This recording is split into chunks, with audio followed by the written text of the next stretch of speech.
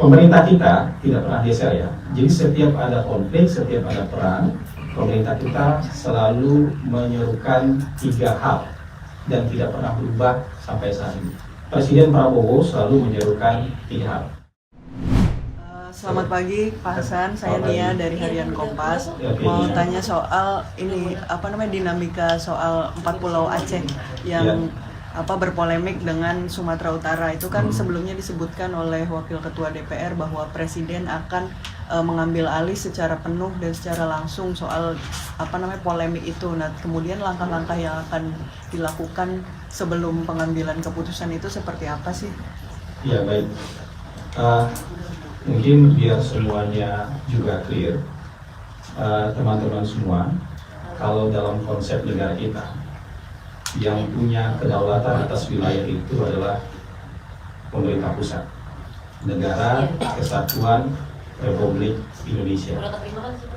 Pemerintah daerah itu punya wilayah administrasi, itu artinya wilayah yang mereka urus, termasuk juga soal pulau-pulau. Jadi pulau ini diurus oleh pemerintah daerah yang mana, itu yang diatur oleh pemerintah. Jadi kita tidak bicara soal kedaulatan, karena kedaulatan itu milik Negara Kesatuan Republik Indonesia. Nah, wilayah administrasi ini tentu ada pemberian nama, ada batas-batas wilayah, ya, termasuk juga pulau-pulau. Ini masuk wilayah administrasi mana? Jadi artinya gini, kalau pulau itu masuk wilayah administrasi daerah A, maka daerah A lah yang berkewajiban mengurus daerah pulau itu. Kalau daerah pulau itu termasuk wilayah daerah B, maka daerah B lah yang punya kewajiban mengurus pulau tersebut. Karena ini bahasanya kita sama kita, gitu. Kan kita tidak bersengketa dengan pihak luar, dengan negara lain, tapi ini kira-kira ada aspirasi-aspirasi yang berbeda antara beberapa 2 daerah di dalam Negara Kesatuan Republik Indonesia tentang pulau-pulau tertentu. Nah, ini tentu saja sesuai dengan aturan main yang ada di negara kita, maka ini diambil alih oleh pemerintah pusat.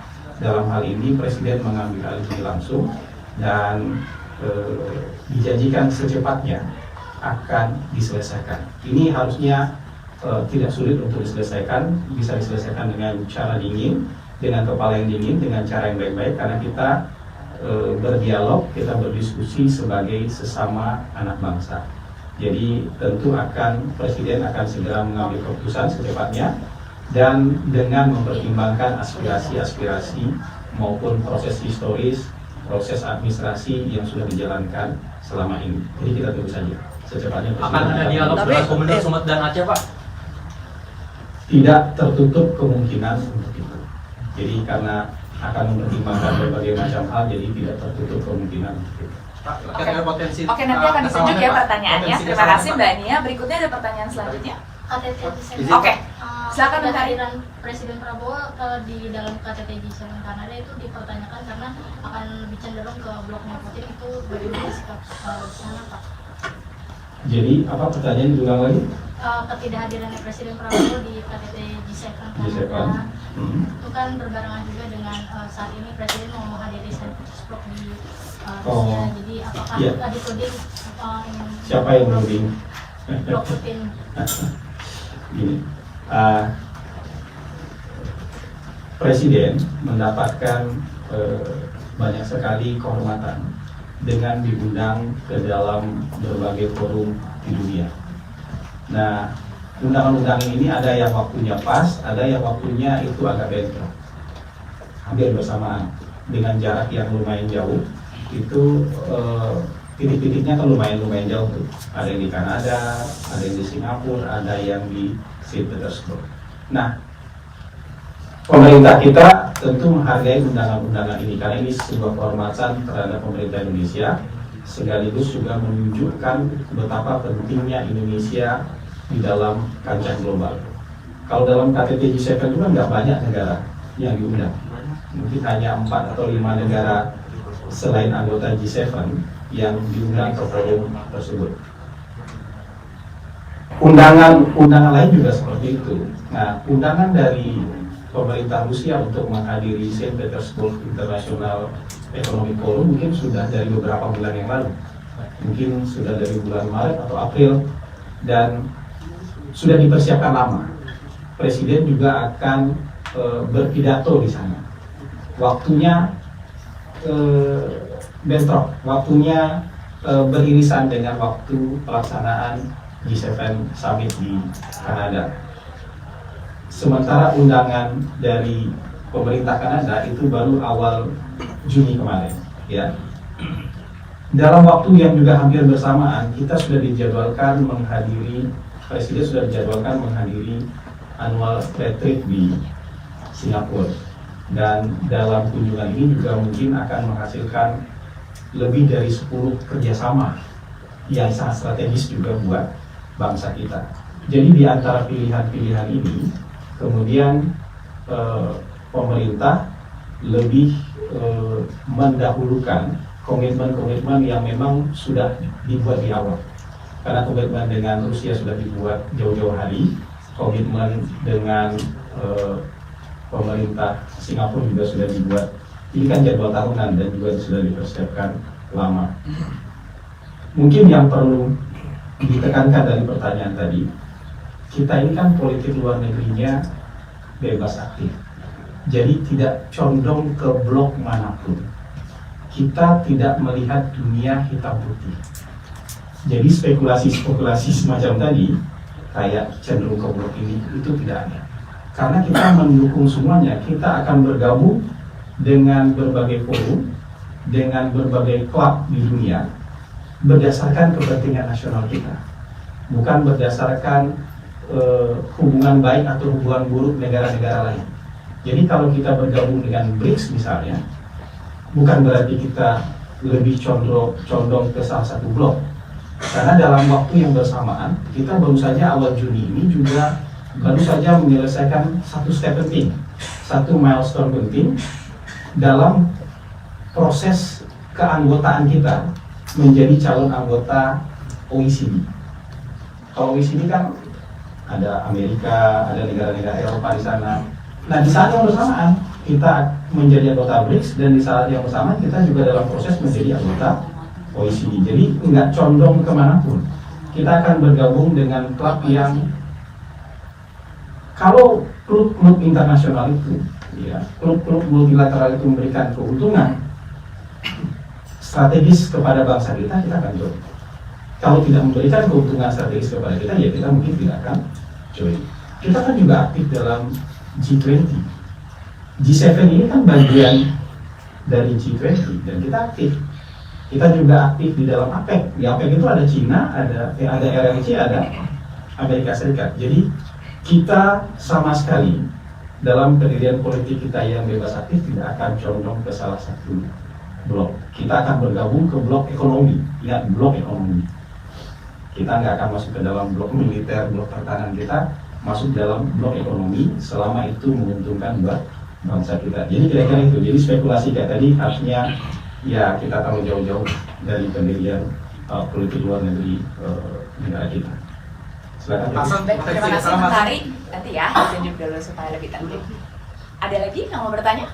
Mbak, saya mau tanya, potensi gas alam di 40 itu bagaimana? Kita belum punya informasi soal itu. Itu kan perlu ada riset, perlu ada data. Selama ini kita belum punya informasi dan data soal itu. Terkait dengan ada dugaan untuk hadiah dari Pak Jokowi dan Pak Tito, bagaimana pasan tadi? Nah, spekulasi yang mungkin tidak perlu dijawab itu ya. Baik, terima kasih. Yang lain lagi. Ya, Mau follow up soal yang tadi 4 pulau itu, mau menegaskan saja intinya berarti Presiden setelah nanti mengambil alih masalah 4 pulau itu, apakah nanti akan mengeluarkan output berupa impreskah, kepreskah sebatas imbauan atau gimana bentuknya Pak? Yang jelas keputusan Presiden nanti harus diterima oleh semua pihak. Ya, bentuknya tentu dalam peraturan yang mengikat soal batas wilayah. Jadi bukan impres, bukan perpres, tapi peraturan yang mengikat soal batas wilayah. Pak, Oke, ada berikutnya potensi Mbak Binti, pecahan. tadi Mas sudah ya? Pada Terkait tadi dulu, silakan.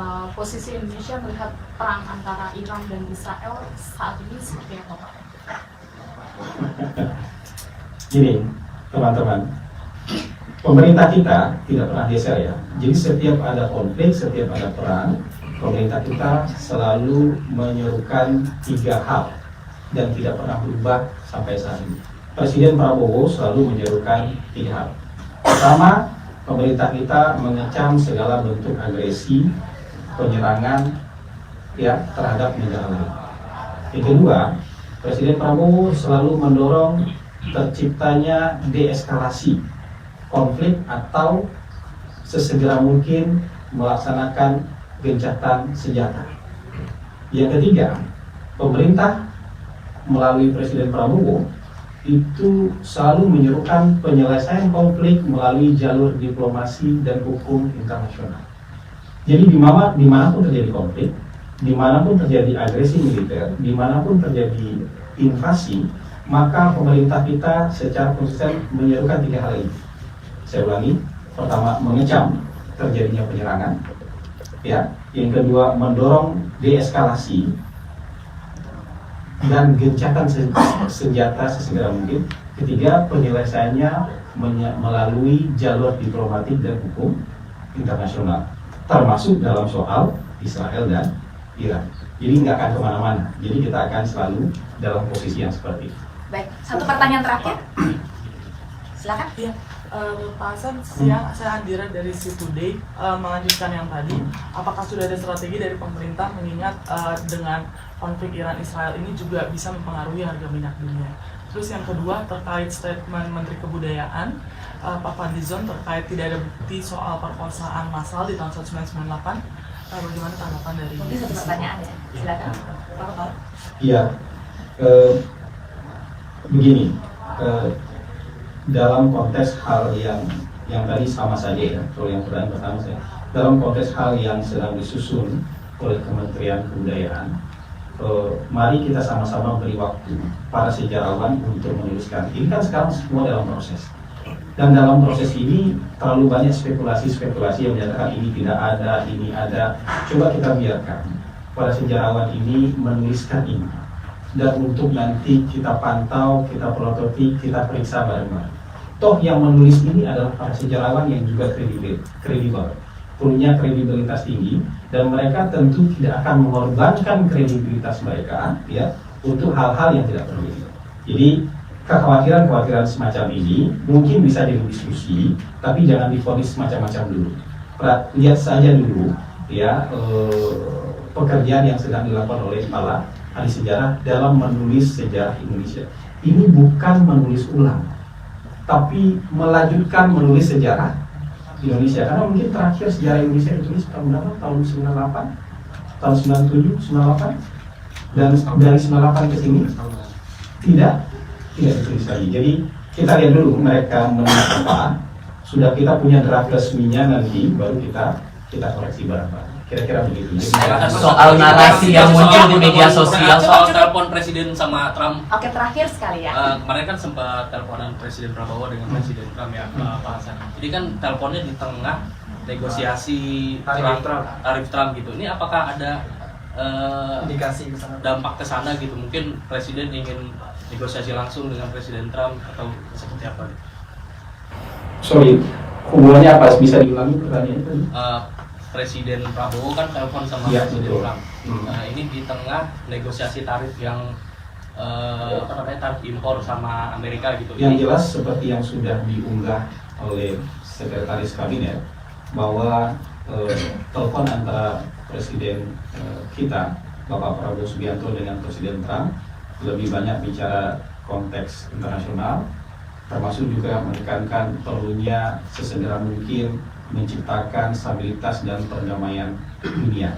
Saya belum punya informasi soal yang tadi Anda tanyakan. Baik, terima kasih teman-teman. Tapi Pak Hasan, Terima kasih. tapi kan kelanjutan pembicaraan di telepon ini sebenarnya bisa dilakukan di G7 itu ya Pak. Makanya keabsenan Pak Presiden di forum G37 ini kira-kira sebenarnya Ya nanti tentu kita akan punya cukup waktu untuk melakukan pertemuan-pertemuan bilateral seperti itu.